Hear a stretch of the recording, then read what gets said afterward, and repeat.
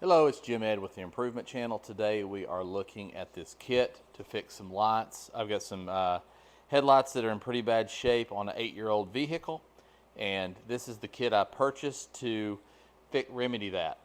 So what we get is some 60, 80, 100, 150, 320, 600, 1000, 1200, 2500. Doesn't even feel rough. 4000, 7000, and 10,000. This feels like just like leather. Probably is. And then you've got your buffing, and then you've got a few other pieces here to make sure you can fit, a Dremel will fit. Just no matter what, pretty much no matter what tool you're wanting to turn these things with, you can do it. You get everything you need here. The only thing you don't get is, of course, the elbow grease that you're going to need. And then there's a few other accessories that I would definitely recommend. You have to have something to turn these items. I would recommend having some painter's tape on hand and some, probably about some medium cut. It wouldn't hurt to have some medium and fine. And I'm going to use polish here for the fine, but it wouldn't hurt to have medium. I mean, you could go all the way down the way. You could go with heavy, medium, light, then polish. Also recommend you need a good spray bottle with some water in it. Let's jump straight into, here is the before picture. You can see all of the yellowing and whatnot and the fogginess to the left. And here is the after. Nice looking. The yellow's all gone. The fogginess to the left is gone as well. This looks like an almost new light fixture. A little bit of work, but well worth the effort.